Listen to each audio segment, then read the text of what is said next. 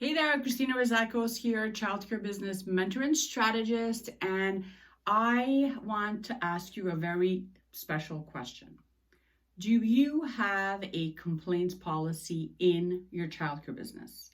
Do you have something in your policy booklet that you hand over to every single one of your customers that lets them know if and when they are dissatisfied with something in your center, and that happens to all of us, by the way, do they know exactly what steps to take to voice their dissatisfaction?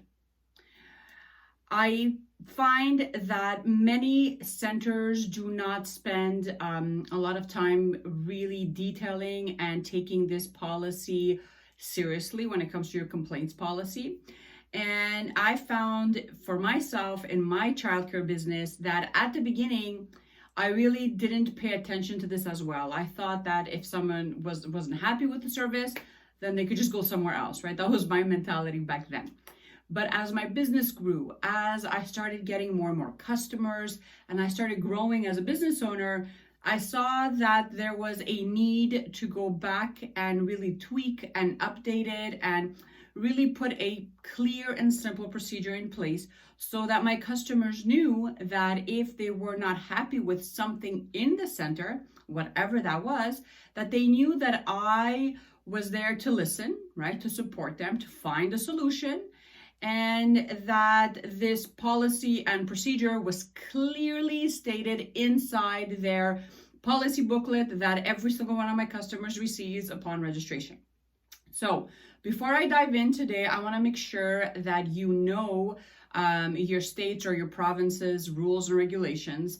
Depending on where you're from, sometimes your state or your province needs to see a clear and detailed complaints policy in your policy booklet before you receive your license. So make sure you look into that before you start creating anything about, complaints and procedures and all that fun stuff. So let's begin. Creating your own complaint policy can feel a little bit overwhelming, especially it's a pretty touchy subject, right? We don't want people to be dissatisfied or disapprove of something or just not be happy about something that we're offering in our center. But I want you to understand that you are offering a service and people are paying you for this service, okay? So there are things that you may be doing right now in your business where some customers absolutely love while others don't, right? And if you have attracted the right type of customers in your business and you know exactly who you're serving, and you've attracted these people in your business, you may be not getting as many complaints as other centers.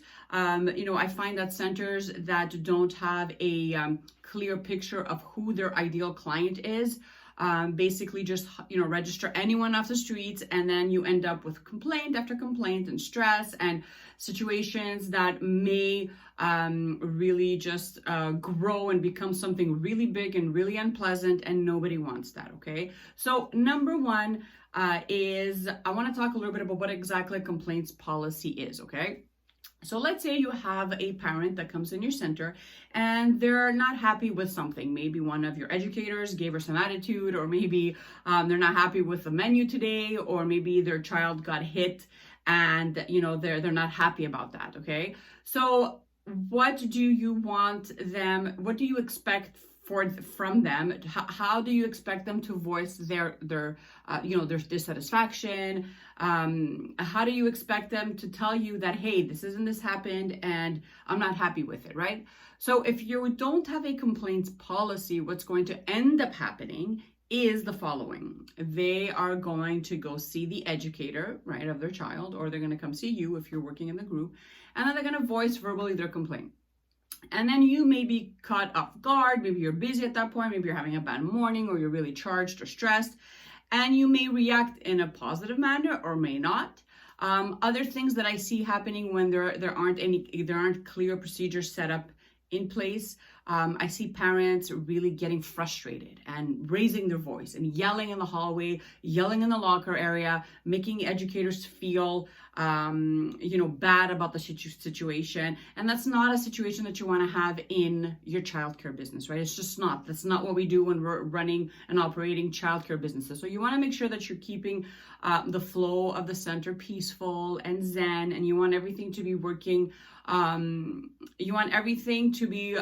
Working in a nice flow, right? So you've opened the center and you started creating policies. One of the policies you must have in place is a complaints policy, okay? So a complaints policy, it gives you and your customers a clear and considered process for managing and resolving customer complaints. So they know that when they receive their booklet upon registration, when they open up their book and they're reading your policies and your procedures, they know that you took the time and you sat down in front of your computer and you decided that, yes, everyone, anyone could have, can voice their dissatisfaction about something. And this is how they're supposed to do it, okay? So everyone is on the same page. So this is what a complaints policy is. And the purpose, well, it's very simple. You want to make sure that your clients are being heard, right? That's the first step. You want to give them a clear step-by-step procedure on what to do if they're not happy with something.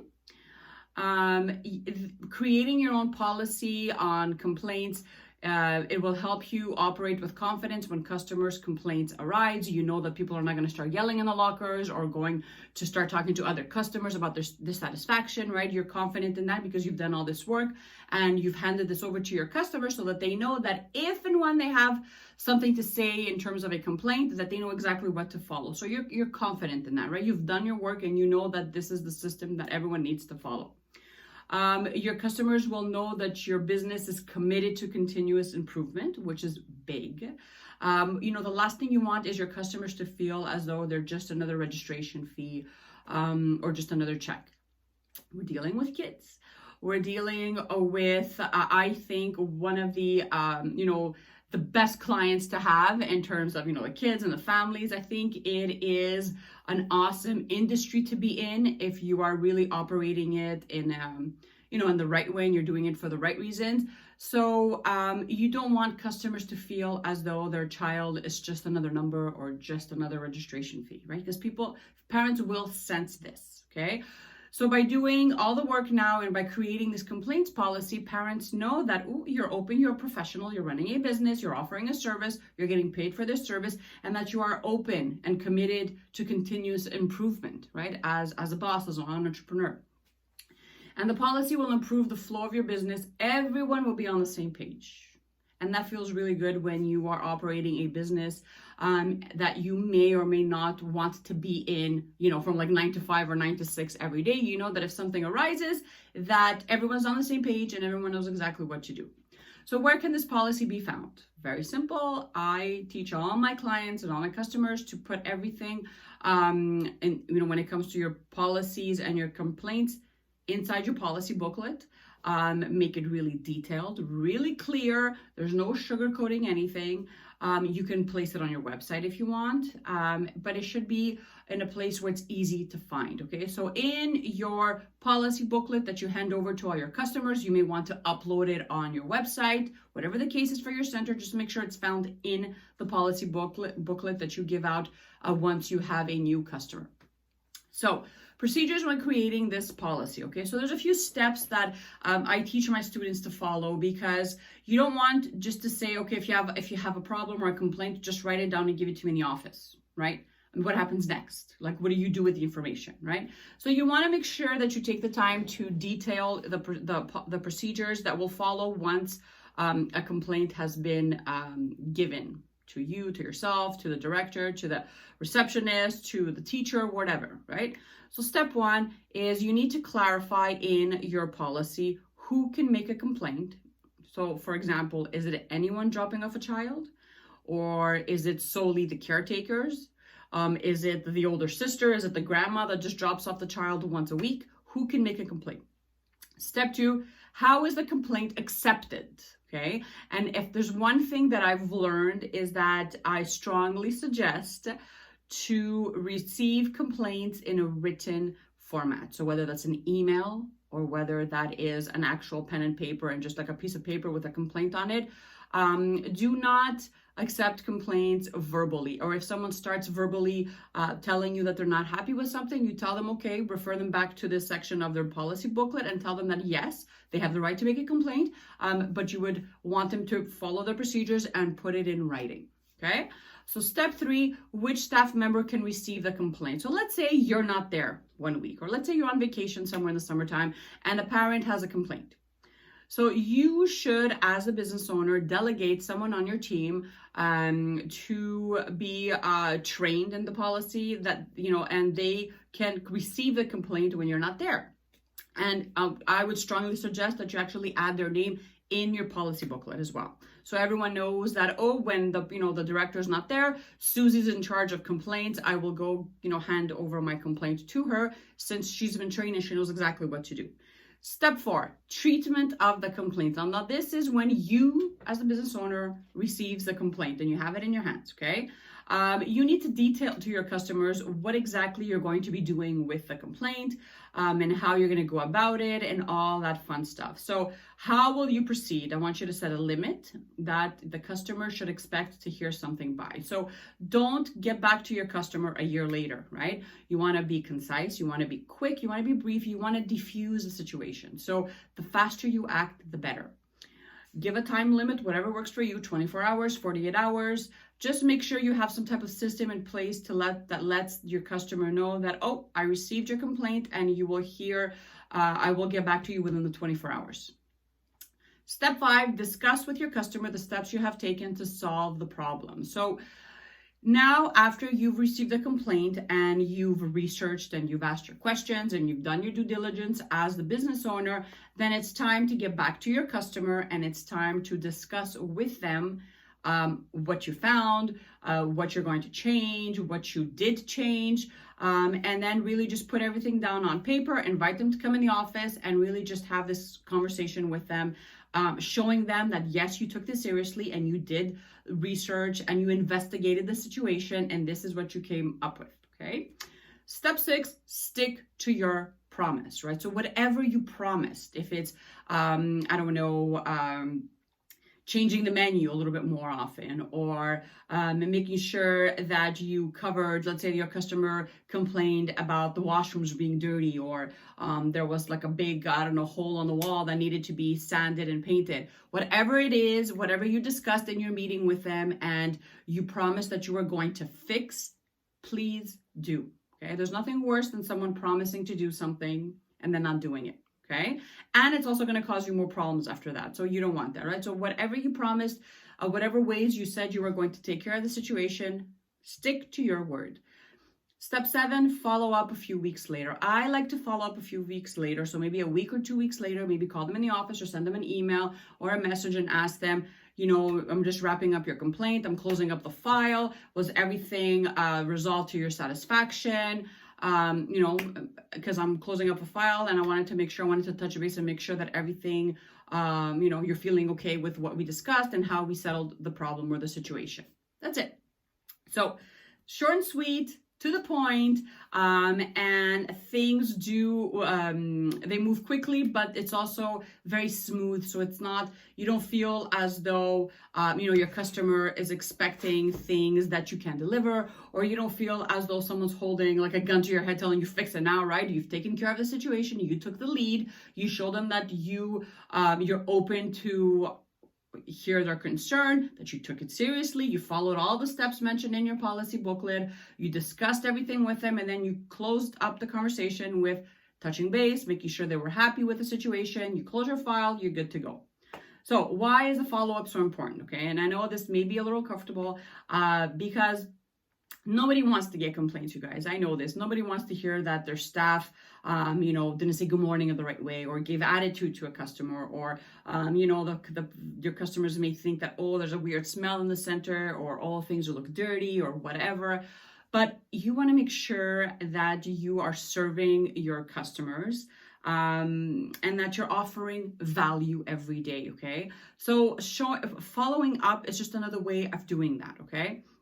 So you want to show your customers that you genuinely care about their feelings, right? And everyone involved and the situation, right? You're committed to excellence, to offering quality care. So following up shows them that yes, she means business, and yes, she really does care about the kids and the business.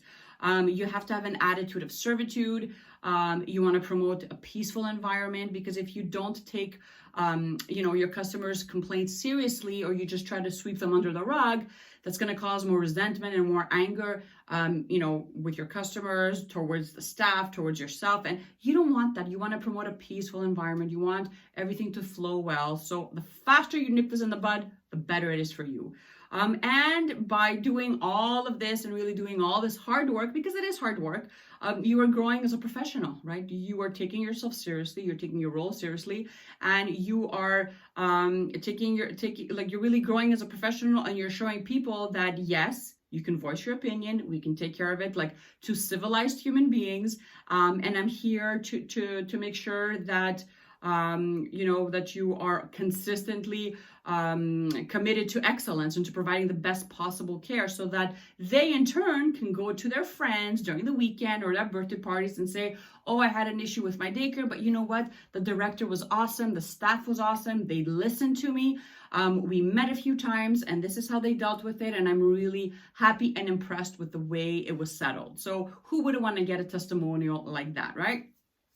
So do the work. Like it's really, really important that you just take the time and do the work and do it well.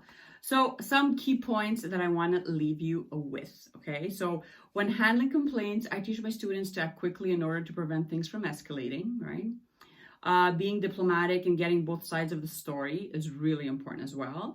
Always write everything down and keep it in your complaints file. Always, always, always protect yourself, protect your business, protect your staff. Get everything in writing, and make sure that your staff is trained to follow the procedures when they're handling complaints as well, so that you can handle any conflict as quickly as possible. So that was my training for you guys today. How do you begin doing this for your business? It's very simple. If you already have a complaints procedure and it doesn't sound or doesn't look like what I just discussed, well, it's just as simple as going back, watching this video, and really just tweaking or adding those extra steps and really making it your own. If you don't have a policy procedure, I strongly suggest that you jump on that and you get one as quickly as possible. And I'll put the link under the video, so you could just hop on my blog and you can actually see the notes, and you can see how you can create your own and make sure that you don't miss all the steps, and just make sure that your team and your parents, that everyone feels supported and everyone is on the same page, which is so important when you're running a business. So that's my training for today. I hope you enjoyed it. I hope you got some value out of it. I'll put the links under the video, so go check those out with the notes. If you need a little bit more information, feel free to reach out. I will see you guys again next week. Bye for now.